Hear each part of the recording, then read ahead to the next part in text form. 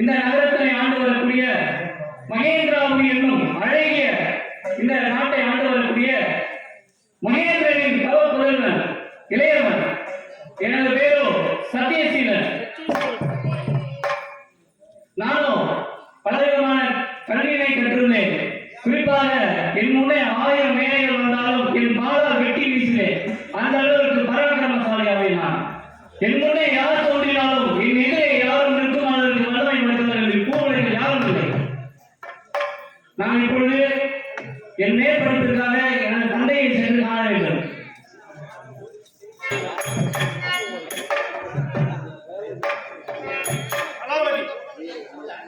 தன் மகன் சத்தீஸ்வரனை அழைக்கிறார்.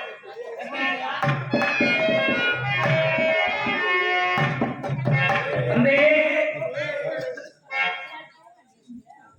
மகனே, தந்தையே, சத்தீஸ்வரா, சொல்லுங்கள் தந்தையே. என்னை அழைத்த காரணம் என்ன என்று உனக்கு தெரியுமா? தனது கூறினால்தான் தெரியும். நாங்களே என்னை அழைக்கிறது. சத்தீஸ்வரா, தந்தையே, உனக்கோ திருமணம் செய்து வைக்கலாம் என்று. என்னது எனக்கா? ஆமா.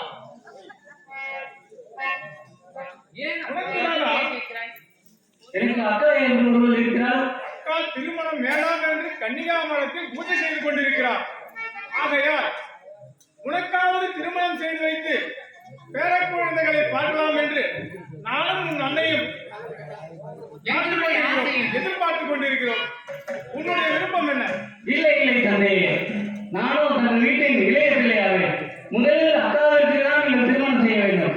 அதன் பின்னர் தான் எனக்கு திருமணம் செய்ய வேண்டும். அக்காவோ வேண்டாம் திருமணமே வேண்டாம் என்று சொல்கிறார்.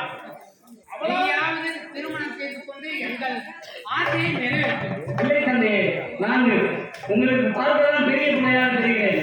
ஆனால் நான் இன்னும் கல்வி கற்கவில்லை. நான் மேலும் மேலும் படிக்க விரும்புகிறேன். என்னை கல்விக்கூடத்தில் சேர்த்து என்னை குருகுலத்தில் அனுப்புங்கள். அவனை சத்தீஸ்வரா, தந்தையே, நானும் இந்த மகேந்திரபுரி ஆண்டு வரக்கூடிய மகேந்திரன். ஆம் தந்தையே. நம்முடைய வர்க்கம் எப்படிப்பட்ட வர்க்கம்? நம்மை கண்ட தேவர்கள் மூவருக்கு யாரும் நடிவர். சபாஸ். அப்படி இருக்க நீயும் என்போல் ஆக வேண்டாமா?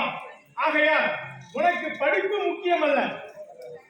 நீ திருமணம் செய்து கொண்டு என்னை போல் இதே போல் இந்த நாட்டை மகேந்திராபுரி நாட்டை நீ ஆள வேண்டும்.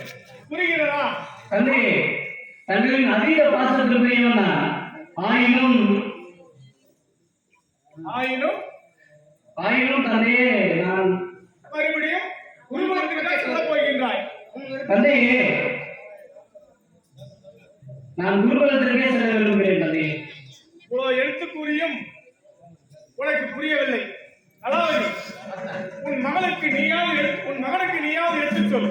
அப்பா, எங்களுக்கு பேர குழந்தையை பார்க்க வேண்டும் என்று ஆசையாக இருக்கிறது. நீயாவது திருமணம் செய்து கொண்டு எங்கள் ஆசையை நிறைவேற்றும்.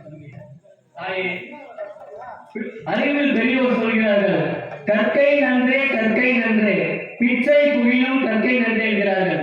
அதாவது பிச்சை எடுத்தாவது ஒருத்தர் படிச்சோம்னு சொல்றாங்க. இப்படி இருக்க நானும் படிக்க வேண்டாமா? உங்கள் கண்களுக்கு வேண்டுமென்றாலும் தெரியலாம். நான் ஒரு பெரிய பிள்ளையாகிவிட்டேன், எனக்கு திருமணம் வயது வந்துவிட்டது, எனக்கு திருமணம் செய்து வைக்க வேண்டும் என்று நீங்கள் விருப்பப்படலாம். அது தவறென்று. ஆயினும் கூட நான் மேலும் பலவற்றை கற்றுக்கொள்ள விரும்புகிறேன். தந்தையே, நானும் நம் முன்னோர்களை அழித்தவர்கள் யார் என்று தெரியாமல் தவத்தில் அமரப் போகிறேன். தவம் வாங்கி நான் அந்த நம்ம எதிரியை கொல்லப் போகிறேன். ஆகையால் தவத்தில் அமரும் போது பல ஆண்டுகள் ஆகும். நான் செல்வதே செல்கிறேன். நான் உனக்கு திருமணம் செய்து வைக்கலாம் என்று ஒரே முடிவில் இருக்கிறேன். உன்னுடைய விருப்பத்தை சொல். தந்தையே, நான் தங்களின் மீண்டும் ஒரு முறை சொல்கிறேன், நான் தங்களின் பாசத்திற்குரியவன். அப்போது நீ குருகுலத்திற்காக செல்லப் போகிறாய்.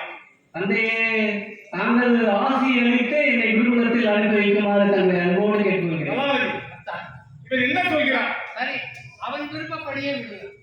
அவனையும் விட்டு விட்டோம், இவனையும் சரி அவன் விருப்பப்படியே விட்டோம். நம் முத்தமையும் அவன் விருப்பப்படியே விட்டு விட்டோம். ஆக நம்ம செல்ல பிள்ளையாக சத்தியசீலனையும் அவன் விருப்பப்படியே விடுவோம் என்றார். தான் நாம் போக வேண்டும். மகனே சத்தியசீலா, தந்தையே, நீ குருகுலத்திற்கு செல்வது முக்கியமல்ல.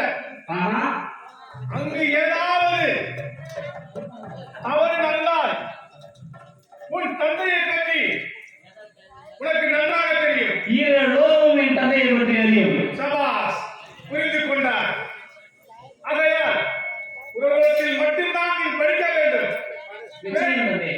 பிறகு வந்து உன்னை பார்க்கிறேன். தாங்கள் எனக்கு இருவரும் ஆசி விடுங்கள் தந்தையே. அல்லாஹ் வாழ்வார். நல்லபடியா இருக்கலாம். நன்றி தாயே. அவனே சத்தியசீலா, தாயே, உன் தந்தையின் கோபம் உனக்கு தெரியும். அறிவேன் தாயே. ஆகையால் நல்லபடியா சென்று படித்து படிப்பில் மட்டுமே ஆர்வத்தை செலுத்த வேண்டியது சத்தியம் தாயே. அப்படியே செல்லும். உன் விருப்பப்படியே செல்லும். அலாதி, அப்பொழுது நம் செல்ல பிள்ளை சத்தீஸ்வரனும் படிப்பதற்காக போய்விட்டான். நம் மகள் அருமை மகள் உத்தமையும் அவன் கண்டிப்பா கன்னிகாமரத்தில் பூஜை செய்து கொண்டிருக்கிறார். சரி, இது இருக்கட்டும். நான் தளத்தில் அமரப் போகிறேன். அதற்கு உண்டான ஏற்பாடுகளை செய். இப்போது உனக்கு சமாதானம் தானே? சம்மதம் தான். சரி, வா புறப்படும். சொல்லுவாங்க.